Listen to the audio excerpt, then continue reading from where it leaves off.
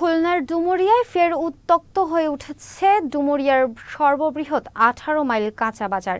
খুলনার সাতক্ষীরা মহাসড়কের পাশে সড়ক জনপদের জায়গায় গড়ে ওঠা বাজারটির ওপর আবারও অভিযান চালিয়েছে প্রশাসন।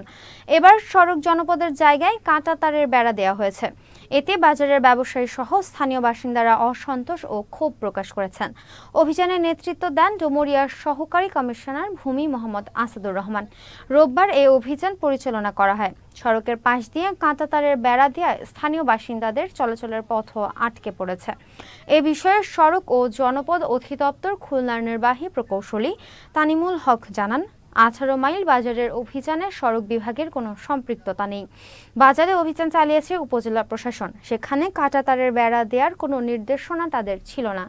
সুন্দর পরিবেশটাকে নষ্ট করে না দেয় আমাদের ব্যাপারীদের স্বার্থে, কারণ আমরা আছি, আড়তদার আছে, আমরা নাই, আড়তদার নাই, এলাকার ব্যবসা নাই, এলাকার লোক পঙ্গু হয়ে যাবে। মাটি কেটে খাল কেটে এখানে কাঁটা তারের বেড়া দিয়ে পিলার পুঁতে রাখছে। এই বাজারের প্রতি একটা সন্তানের প্রতি যেরকম টান, যেরকম যত্ন, যেরকম আদর, এই বাজারটার প্রতি ওইরকম একটা আদর আমার ভিতরে সৃষ্টি হয়েছে ভাই। সেই বাজারটা কয়েকটা দিন ধরে এই বাজারের প্রতি যে কি নির্মম নির্যাতন।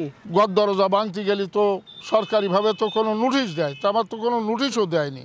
আমি তো চাচ্ছি যে আমার সামনের পজিশনটা যাতে আমি নিজে ব্যবহার করতে পারি, এইটুক চাচ্ছি। গরিব অসহায় মেহনতি মানুষের পেটে লাথি মারলো, এই বিষয়টা আমি মাননীয় প্রধান উপদেষ্টার নিকট আহ্বান জানাচ্ছি যাতে এই বাজারটা সুন্দরভাবে পরিচালিত হওয়ার জন্য তিনি নিজে পদক্ষেপ নেই।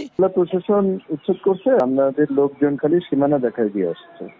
আমাদের তো সীমানা নির্ধারণ আমরা করবই, আমাদের তো সীমানা করতেই পারি আর কি, কিন্তু কাঁটা তারের বেড়াটা আমি জানি না এটা কি দিচ্ছে, কিন্তু সীমানা আমরা দেখাই দিয়ে আসছি, এটা শিওর।